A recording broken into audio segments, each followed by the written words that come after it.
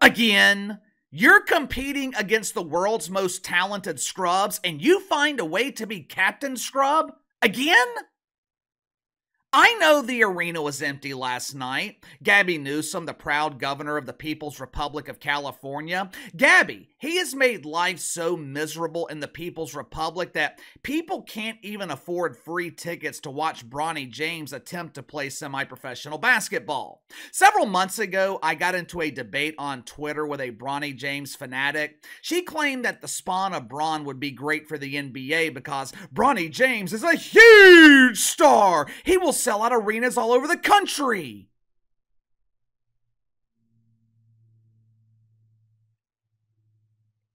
Through 2 games in the California Classic, Bronny James hasn't been able to sell out the front row. The players are so bored watching him, even the seats on the bench are empty.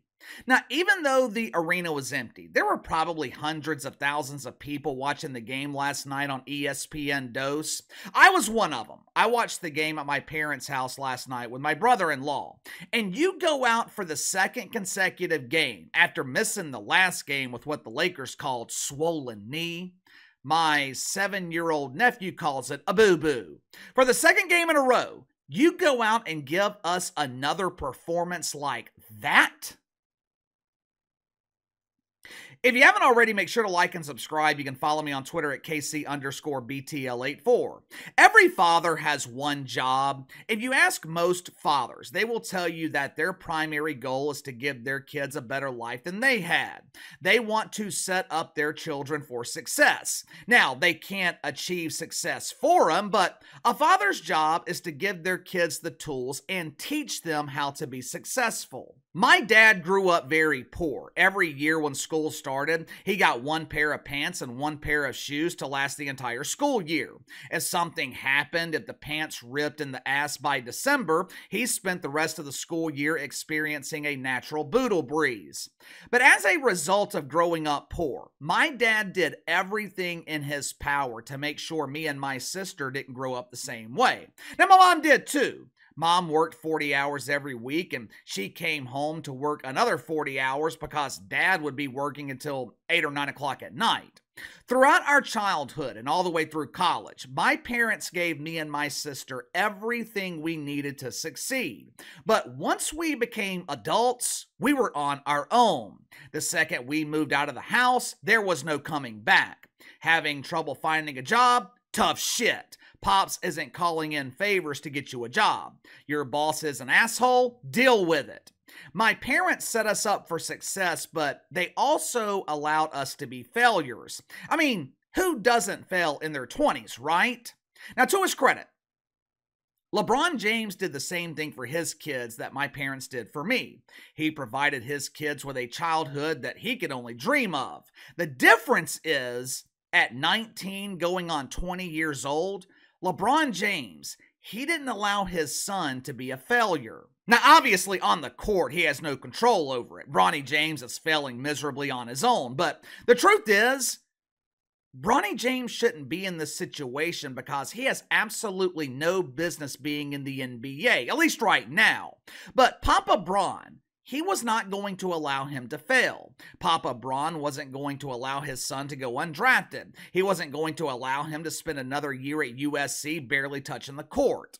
Instead, LeBron conspired to get his son drafted to the Lakers so he could achieve his own dream of playing in the NBA with his son.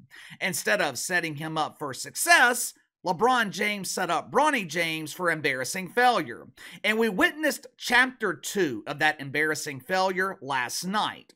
29 minutes. In 29 minutes, Bronny James managed to score 3 points, shooting 33% from the field. In 29 minutes, he took a grand total of 3 shots. This kid is so bad offensively, his teammates, they're not even looking for him anymore on the offensive end of the floor. And when I say teammates, we're talking about kids that won't see the inside of an NBA arena unless they buy tickets to be there. Even though he played an additional 8 minutes last night, Bronny James somehow managed to be worse than he was in Game 1 over the weekend. Now, to his credit, he made a couple of good plays defensively, but Let's just be real here. Who cares? Bronny James has good instincts defensively, but a lot of times in the NBA, defense boils down to effort. There's a lot of guys who can defend if they're motivated. If you can't score points, you're absolutely useless. In 50 minutes of game action, Bronny James has scored a grand total of 7 points. 7 points in Summer League. 7 points against scrubs and bums. I guess Bronny James is a big fan of the WNBA because at one point last night, he performed the dump diver special. The play was blown dead for one reason or another. Somehow, Bronny James ended up with the ball in his hands. It must have rolled to him because his teammates damn sure didn't pass him the ball. Play is blown dead, so Bronny James, he decided to get up some practice shots. Unfortunately, he emulated his favorite dump divers in the WNBA and airballed a shot that a man with no arms could make with ease. Watch for yourself. Now, in all fairness to Bronny James, this same exact thing happens sometimes throughout the NBA regular season. Guys will be playing around and airball a jumper during a dead ball, but when it happens to Bronny James, he gets absolutely torched on social media. One dude on Twitter said, "We finally get the chance to see what the average high school player looks like against NBA players." Now, of course, calling these guys in Summer League NBA players is a bit of a stretch. If Bronny James was playing against actual NBA players, instead of scoring 7 points in 2 games, he'd be lucky to score a point in an 82-game season.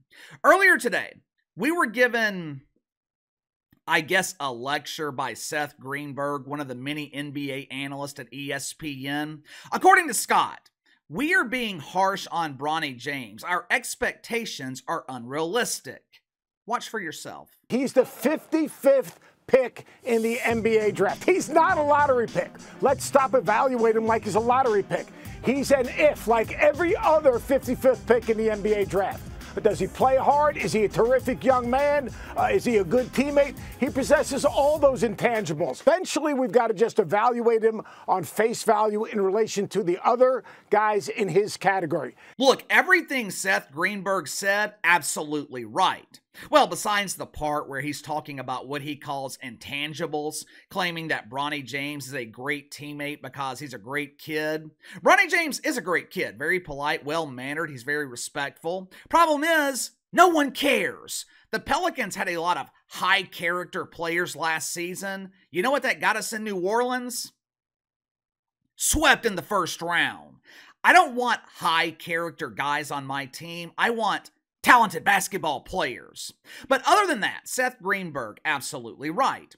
Bronny James is being evaluated like he's a lottery pick. Bronny James is being evaluated like there are high expectations, when the reality is there should be no expectations. The question is, why? Why are people evaluating Bronny James like he actually has a chance to make an NBA roster?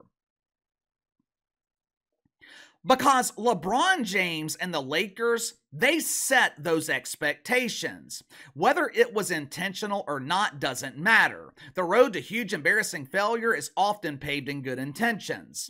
The second that LeBron James conspired to get Bronny drafted to the Lakers, the second that Rob Pelinka handed him millions of dollars that he didn't earn, the second the Lakers gifted him with a fully guaranteed multi-year contract, the expectations for Bronny James, they went from here to here. Is it fair? No. Is it right? No. Is it reality? Yes. The other day, I saw this comparison between Bronny James and Tim Tebow. I think this comparison was started by God-Awful Announcing. They were claiming that Bronny James is the new Tim Tebow because ESPN covers him relentlessly. According to Awful Announcing, just like Tim Tebow, it doesn't matter that Bronny James has zero impact on the court. ESPN is going to cover him anyway. There's a huge difference between Bronny James and Tim Tebow. For starters, ESPN isn't covering Bronny James, they're covering his daddy. The only reason Bronny James receives coverage is so ESPN can keep their relationship with Bron copacetic.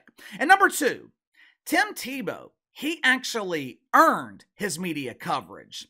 Tim Tebow was a two-time national champion, I believe, at Florida, played 4 years in college before getting drafted by the Broncos. Tim Tebow came from humble beginnings. His dad wasn't a superstar NFL quarterback. I think he was a missionary. Tim Tebow earned his spot. The only thing that Bronny James has done is take advantage of the hand that God dealt him. And look. Like I said the other day, I'm not criticizing Bronny James for taking advantage of his situation. If I was in his situation, I would probably do the same thing. What 19-year-old kid is going to turn down millions of dollars in guaranteed money and the chance to play in the NBA? Besides, according to LeBron James, the criticism doesn't affect Bronny anyway. According to Papa Bron, his son is the only person in the world that is not fazed by criticism. Now, I'm not going to call LeBron James a liar. He knows his own son a hell of a lot better than I do, but I find that hard to believe. I'm also seeing some in the media claim that Bronny James is only struggling because it's Summer League. He's a team player. Summer League is more about one-on-one basketball. If Bronny plays team basketball, he's going to shine.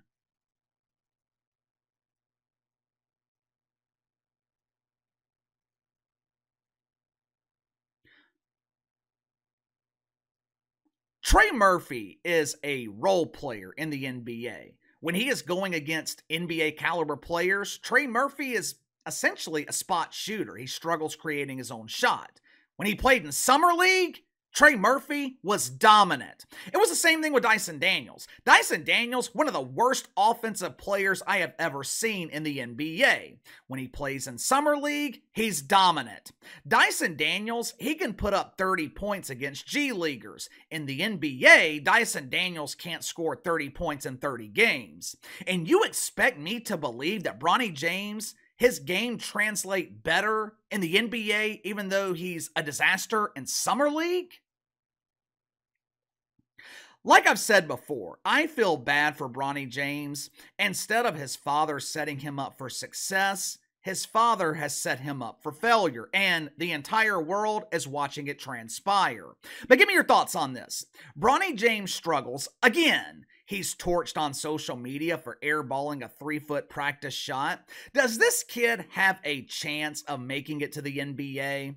Also, is LeBron James responsible for the failure of Bronny James? I think LeBron's a great father, but do you think this could be the one instance where LeBron put his needs, or his wants, I should say, above the needs of his own son? I don't know. You let me know. Sound off in the comments below. Like, subscribe, share the video. Appreciate your support. Best way to contact me is by email at btlkc84@gmail.com, and I'll see you guys tomorrow.